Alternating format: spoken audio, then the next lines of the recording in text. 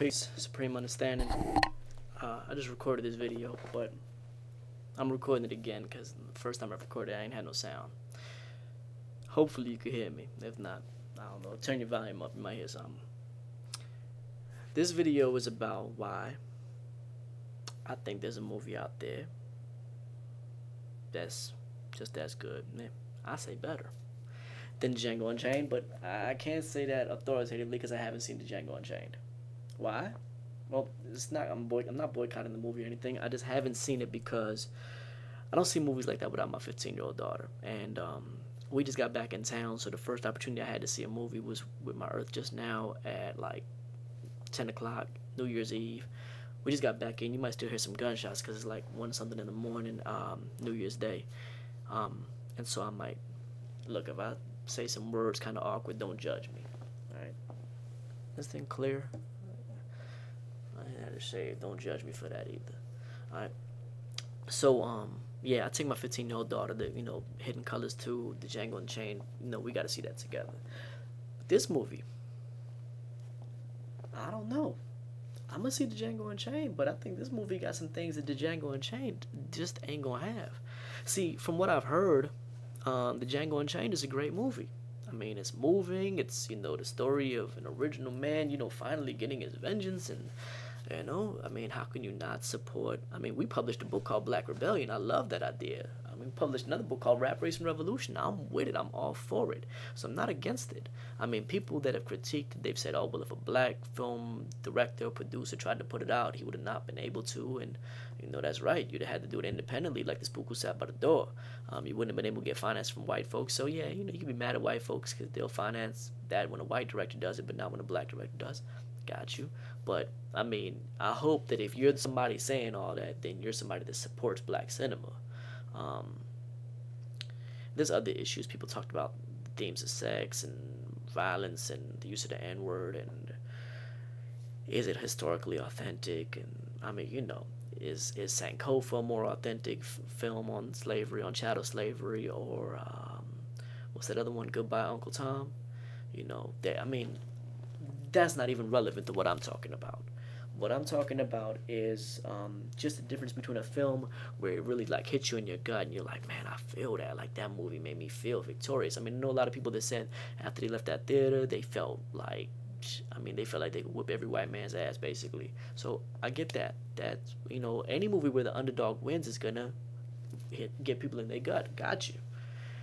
But then there's other films where they reveal a truth or something deeper, that where like there's messages that are embedded, and whether or not they hit you in your gut, they're giving you something else that's a little different. And kind of like the Matrix, like the Matrix. When you saw the Matrix and you were like, oh yeah, I get what they're saying. Yeah, well, this movie's a little bit like that. Jack Reacher, that's what I'm talking about. Why is Jack Reacher so interesting to me? Well, because with all this talk about the Illuminati and what's the Illuminati and who's in the Illuminati, Jack Reacher really breaks it down, and you wouldn't expect a mainstream film to do that, but actually you would. You got to pay attention to what they're putting in the films, because they're putting it in every film now. I mean, they got TV shows now where they're saying Illuminati left and right like it's nothing. And I'm going to tell you why they do that. See, they give us bits and pieces of the truth, and sometimes they give it to us very raw, but they give it to us in the genre of entertainment. They give it to us in an entertainment format so that subconsciously we associate what they're giving us with entertainment and with play and sport and just not reality. So, when we got a movie like Enemy of the State, I mean, everybody, oh, don't mind my office, I'm gonna just start filming here, and I'm because it's easy for me.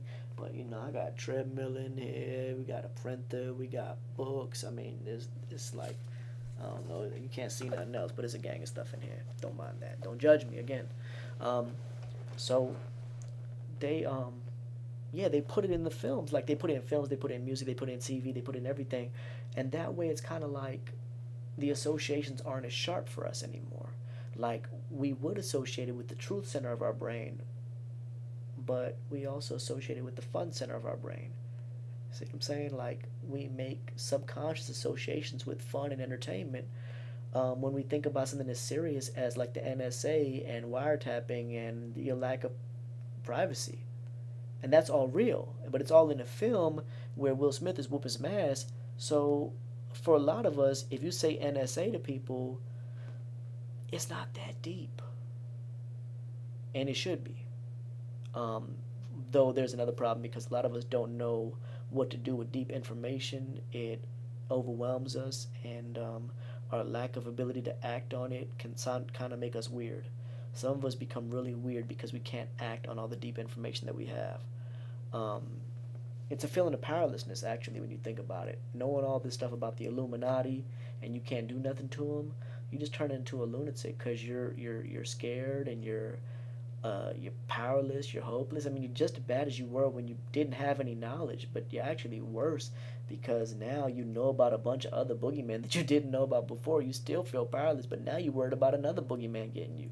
Really, it's not healthy. And I'm not saying that you shouldn't study these things and have knowledge of these things. I'm just saying if all this knowledge does is leave you feeling powerless and you don't have any practical solutions, just stop studying that because it's not of any good to you.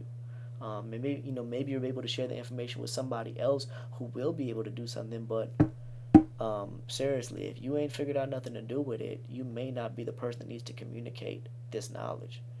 Um, but getting back to films and entertainment, so they put these things in the movies, and I think a lot of these things are in this movie Jack Reacher. Um, this movie never says Illuminati, and any movie that's real, that's honest, is gonna not say that. So like when you're looking at like the Da Vinci Code or something like that, like that's just gibberish. Like that's just nothing. Like that's not nothing serious. I mean, they got little bits and pieces in there, but at the end of the day, the people that really control the way the society works, um, they're not into rituals. They are not into. They don't care about owls and goats and spiders and shit. I mean, whatever it is y'all saying about them, we've been fed all the wrong ideas about who has the power and who controls things. So I'm going to kind of dispel some of those myths in the process of doing this commentary on this film. What I like about this film is that it makes this secretive group of people who are at the helm of global power out to be elusive individuals who work within a very structured and practical network of operations, right? See, what happens is really like, I mean, you need to know the meat and bones of how it works because all this talk about skull and bones and what's that thing, the grotto, like all that and blood and reptilians and all that stuff, it'll cloud your vision. You'll be thinking that these people got magic powers, or they invincible, or they invisible, or they shapeshifters, and all that is removing you from understanding that these are real people and there's real things happening. Tim Wise once said that the problem with conspiracy theories is that it heaps all the blame for what's wrong with this world on this unknown group of mysterious folks that we don't know anything about, while removing this blame from the shoulders of the white collective, who is really to blame, as he would put it. And I'm going to get into how those two things intersect. See, this film talks about like the meat and bones of how such a thing as the Illuminati would work, about how like these conspiracies come to be and how they're executed, how their loose ends are cleaned up, how the story comes out in the media, how there's people in administrative positions that are also at play. And in this film, there's even a brother at the top of it all. There's this white dude I'm gonna talk about later, but there's even a brother. He's way down in the middle management. I think that should be duly noted when we talk about the Illuminati, because in part of the misinformation campaign that we've been given, we've gotten the idea that black people somehow have some sort of rank in this social order, which is the most preposterous thing when you learn what they're really about. And I'll get into that in a minute. But I mean, and the people that we come up with, it became about everything except for what it was. We done turned this idea of the prevailing social order and the people that maintain it into discussions of Satanism, just shit that just sensible people don't believe in. You know what I mean? Like, the people that are at the head of this, they don't believe in no Satan and Baal and calves and Beelzebub and what's that, Moloch and all. They don't believe in none of that. You know what I mean? Like, that might be the version that we get. but all they have is a code of things that they might do on an occasional basis. Just it's like it's these are social institutions, and if you don't get it, you're gonna believe the fairy tale, the mythical version of things, and you'll be thinking these people really got some mystical stuff going on, and let me tell you what it's really all about. It's really all about genetic survival. It's about genetic survival for white folks. They are the vehicle through which the white collective maintains its genetic standing on this planet. If it wasn't for very deliberate and determined leadership who decides what happened and what does not happen among not just the white collective, but among other collectives and communities of people, then white people just simply would not exist in 2012.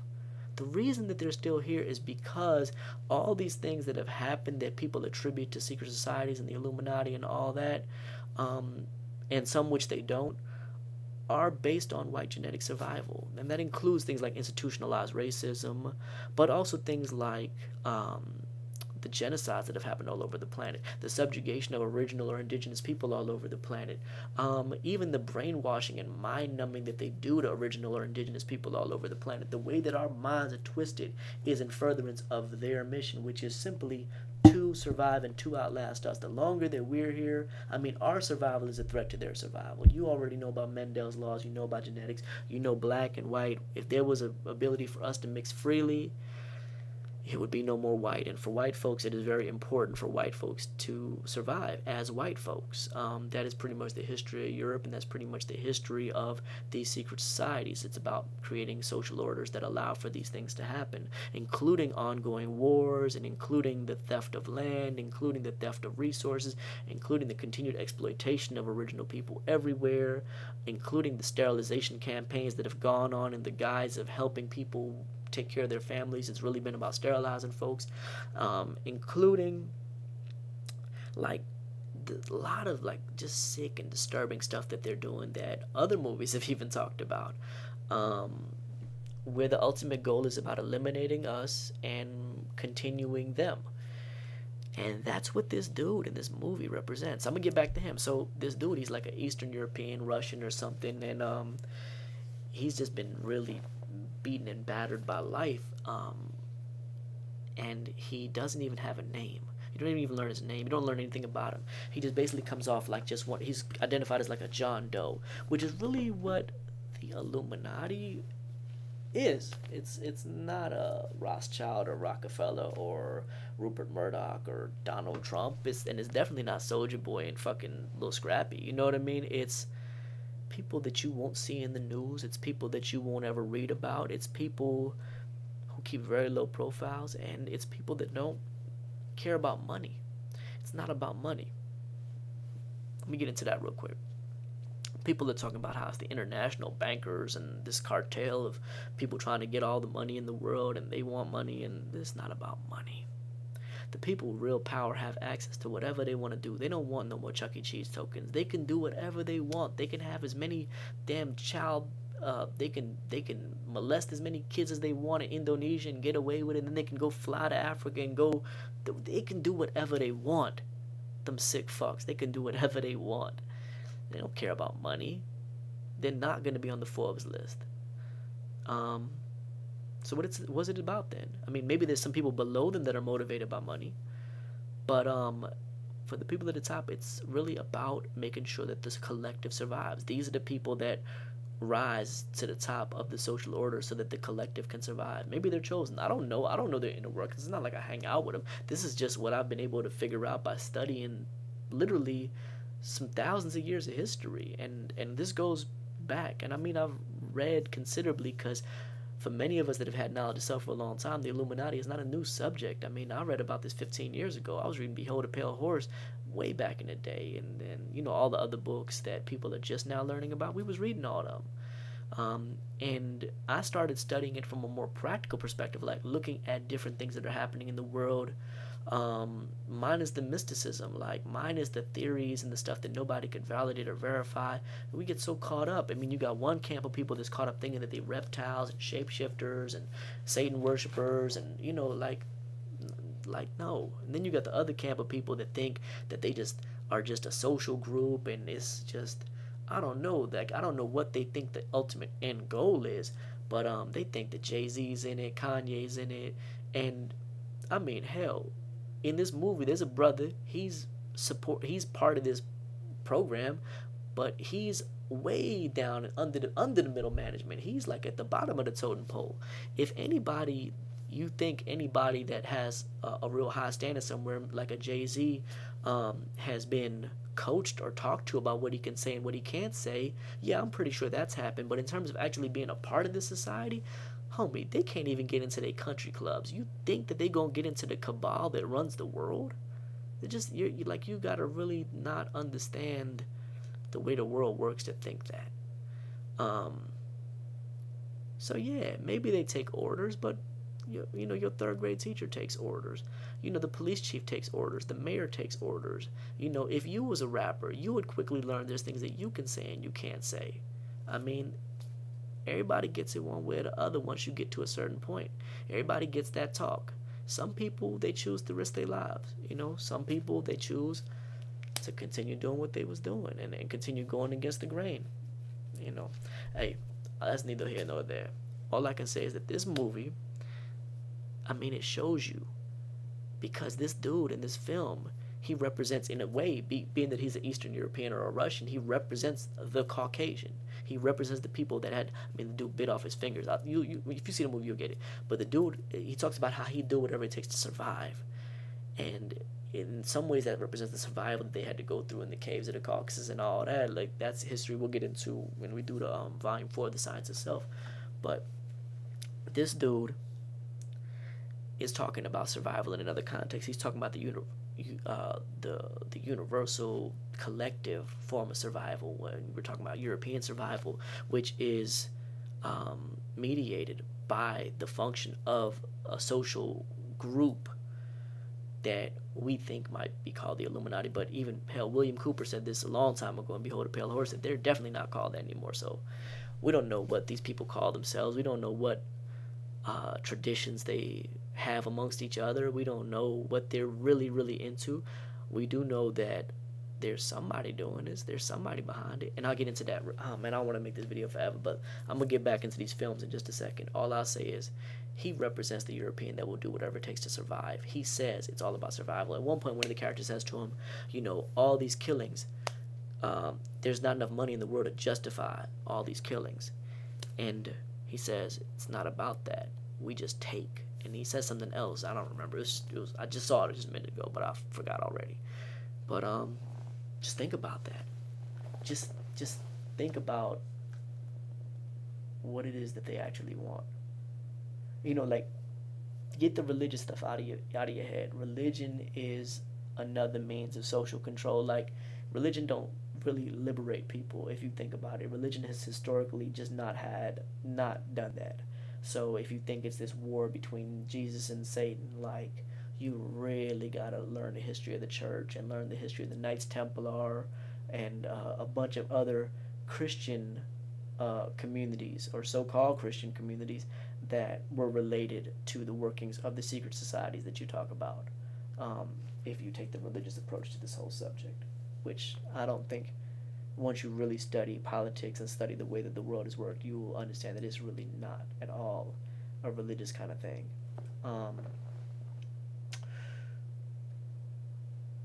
So what's this movie showing us? In addition to showing us this, like the meat and bones, the workings of how such a society would work,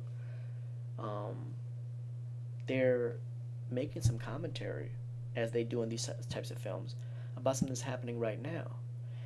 In this film, there's several people that are shot, apparently at random. And the Jack Reacher unearths a conspiracy that shows us that really the shooting had another purpose behind it. They were really trying to shoot specific people, and they shot other people to kind of mask it.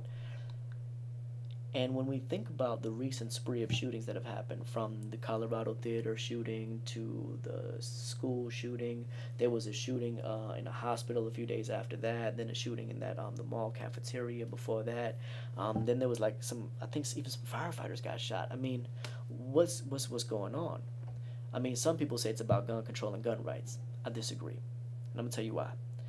There are too many educated gun owners in this country to allow for gun control to just happen like that, to be passed that quickly. It wouldn't happen. I mean, these militia groups, these white folks, they love their guns. Now, for whatever reason, Michael Moore says they really love guns because it's been ever since, the threat of slaves or freed slaves rebelling, and then there's the fear of the black man, and that's why white folks is armed to the teeth. That may be why some of these militia groups exist, because many of them are white supremacists. Yeah, that may be a lot to it. But regardless of why they're gun owners, they're not going to allow gun control to be passed. Like, they will revolt against they damn white government. Well, technically, they don't think they got a white government right now, not while Obama's in office. But they'll rebel. Like, they will have a straight-up revolt. You try to take away their guns, and you'll never be able to take away all the guns in this country. Like, in this country, you got too many folks that know how to make guns. They know how to bore that rifle. They know how to do all that. So you can forget about that. I mean, I could see if 50 years, and maybe 30 to 50 years of repeated horrific tragedies and gradual legislation and gradual overturning of Supreme Court cases, then they could do a full gun ban. But it would still be like, it would be like prohibition. They'd be bootlegging the guns. People would be making guns and selling them. So I don't know if it's about that. I don't know what it's about exactly. I mean, at one point I was like, is it about, getting the people ready for martial law? Is it getting people ready to see armed guards everywhere they go? I mean, I don't know. I don't know what it's about. There's hell, I could have been some damn gun manufacturers coming together and pooling to pay some people to create a damn tragedy so that people would buy more guns. Who knows? I mean, there's a gang of people buying guns right now because they think they're about to lose their chance to buy guns. I don't know. All I know is there's a lot of unanswered questions. And when you look at this film, you're like, damn, okay, are you saying something about what's going on right now? Because, I mean, that's what they've done. They, in films, they put out stuff like Enemy of the State or Shooter or, a gang of Manchurian Candidate, who knows? I mean, some of the real wild ones, I don't think they really are much to worry about. But the ones that are kind of regular, like Long Kiss Goodnight, they have the 9/11 plot in Long Kiss Goodnight. And, that was like years before September 11th. I mean, the plot is in there. I mean, you can pull it up on YouTube. While you're looking, you could also find out that about 10 years before September 11th, there was another brother that was supposed to blow up the World Trade Center, and this Arab dude named Ahmed something. Look him up. It was New York Times front page because this guy had a van full of explosives, and he's supposed to drive it all the way into the World Trade Center and blow it up. But he only he lost heart, and he only went halfway, and he got caught.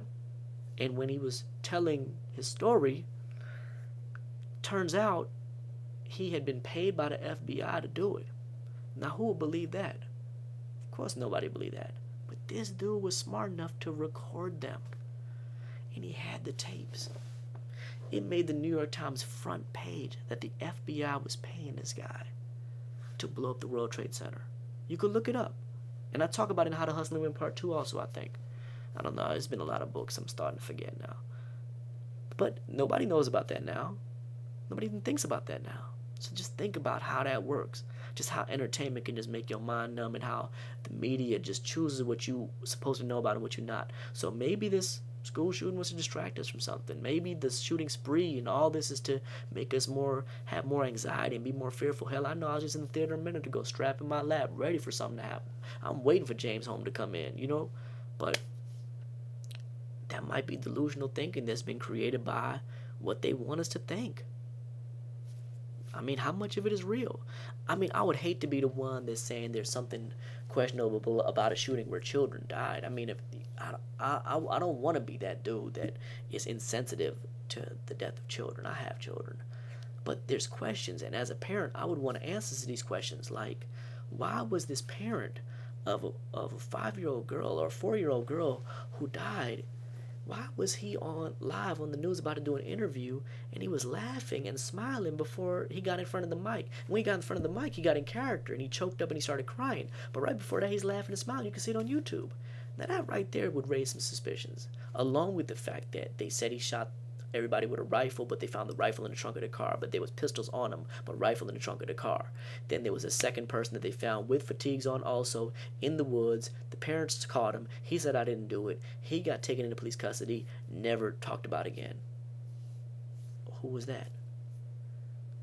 I mean, of course, the media in this case, because it came out via the internet, it came out bits and pieces, and there's pros and cons to that, because sometimes you can end up getting the wrong story because details are still being figured out, and they might rush to tell something that wasn't true. Like, at first they said it was Ryan Lamza, and I mean, then it turned out to be Adam, or I don't remember, it might have been the other way around, but that kind of stuff, yeah, maybe that can be one of the flaws, but it could also be one of the pros, because you might be getting the real inside story before the powers that be can spin it.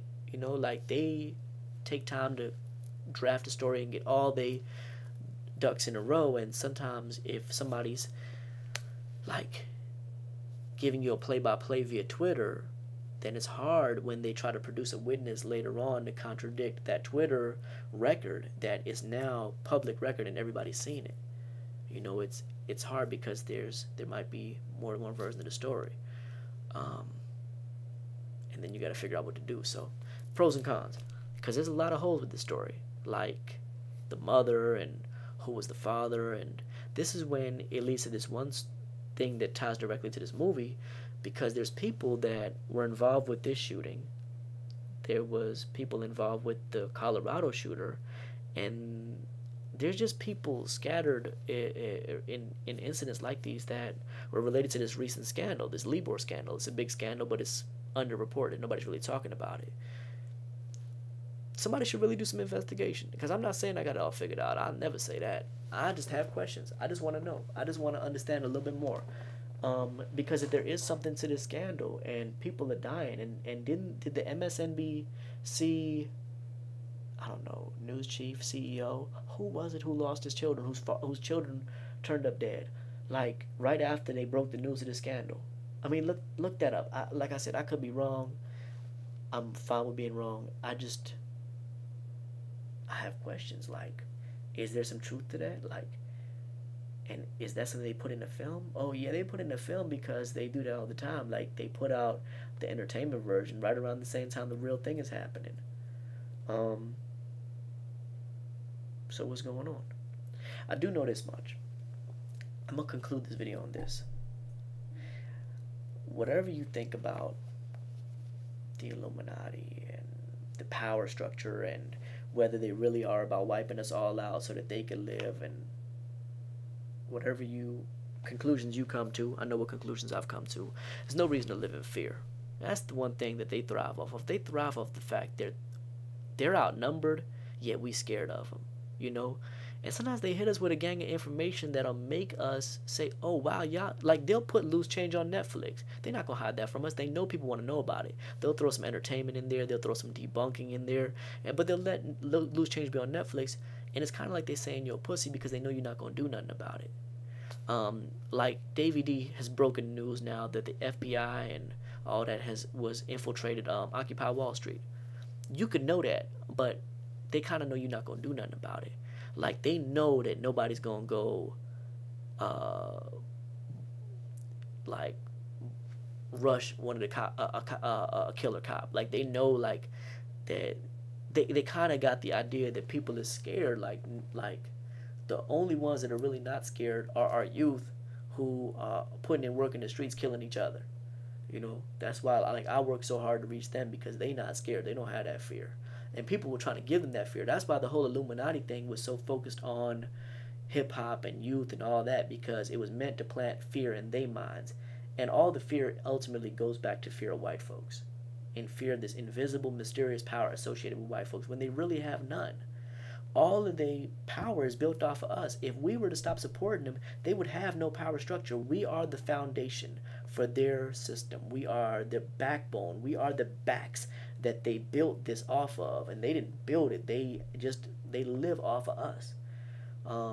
We fund them. We support them. We allow them to exist. We do the work for them. And if we were to ever stop, it would be the end of them. There's no war required. There's no physical war required, actually. That's the craziest thing about all this. There's really no physical war required if you just had an intellectual and cultural war in which we were victorious and able to make the mass of people see their own power and to then resist attempts to take that power away from them, and then to give no more power to an outside power structure. Well, their power structure is over. It's a wrap. Like I said, we the foundation. We the cornerstones. We are Hiram Abiff. We are the poor widow's son. I don't want to get too deep. I'm going to stop right there. But we are what they fear. Genetic annihilation is what they fear. I mean, don't you know that they... I don't want to get too deep. Don't you know that they're sterilizing Ethiopian people that they moved into Israel? And why? Why did they move them if they was going to do that? Why not just let them stay in Ethiopia? If you just want to just kill off, you just want to kill off their population.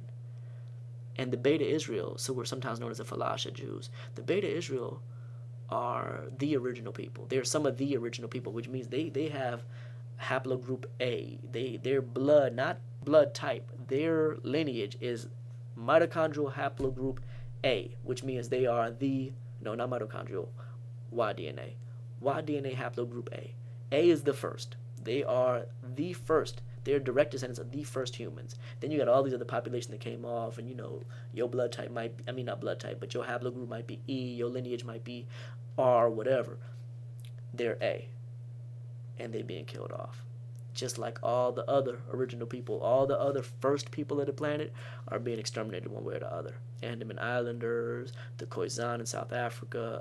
People that know their stuff know this, and that's why we're doing books and this stuff, so more people can know this. But the question is, why? Why do we have so much land on this earth that's nearly not populated, but you're saying that we don't have enough resource to support people? There's more people crowded into Germany than there are in all of West Africa. So what? We don't have enough. We don't have enough for who? I get into this in the other video, so I'm not going to go too deep. I'm just going to say we have the power. All it takes is more of us to see it. There is no boogeyman with magic powers. There are some boogeymen. And these are motherfuckers that if you saw them, you would just be like, you pitiful, sorry-looking old man. And this motherfucker makes some major decisions affecting your fate, your children's fate, and your grandchildren's fate, and you don't even know it. And they not driving a Bentley. It's deep when you really understand and put it in all perspective. I'm not saying I got it all figured out. I'm not saying that. I'm just saying that I see things a little bit differently, and I've been studying for a long time. And I think I might be saying some things that other people are not seeing. Just wanted to share some of my thoughts with you, and hopefully take something away from this. I'll be back at you soon. Peace.